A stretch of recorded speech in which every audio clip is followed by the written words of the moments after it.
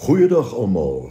Ons lewe werklik vandag in 'n wêreld wat gevul is met probleme, opstande, moeilikheid en swaar kry. En dit is waar dat ons tye beleef wat ons oorweldig word deur die stryd wat ons in die gesig staar. Maar weet jy wat, Dawid het hierdie gevoel, ek word oorweldig, baie goed geken. Want sy pad na die troon van Israel was alles behalwe maklik. Saul wou hom uit jaloesie doodmaak. Hy moes vlug vir sy lewe omdat die Filistyne hom wou doodmaak. Hy moes vlug vir sy eie seun Absalom om net 'n paar van die struikelblokke in sy lewe te noem.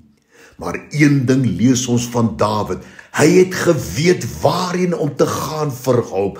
Hy het geweet dat hy altyd sy toevlug by die Here kon vind. Luister net na sy gebed wat gevul is met geloof en verwagting. Psalm 61 vers 1 tot 4. 'n Psalm van Dawid. O Here my God, hoor my smeking, luister na my gebed. Van die einde van die aarde af roep ek U aan as my hart beswyk. Lei my op 'n rots wat vir my te hoog is, want U het 'n toevlug vir my geword, 'n sterk toring teen die vyande. Weet jy wat, daar is geen probleem of bedreiging wat jou in die gesig staar, wat groter is as die vermoë van God om jou te beskerm en om jou te verlos nie.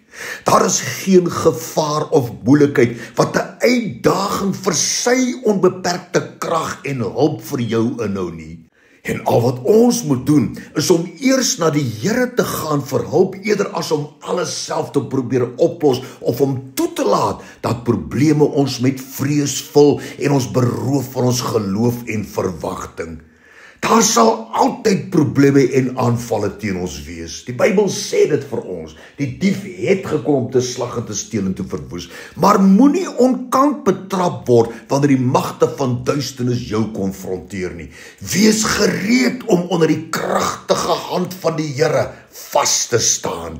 Want hy alleen is ons toevlug in die dag van benoudheid. Ons lees in Spreuke 18 vers 10, luister na hierdie wonderlike woorde. Hy sê daar, die naam van die Here is 'n sterk toring. Die regverdige hardloop daarin en hy word beskud.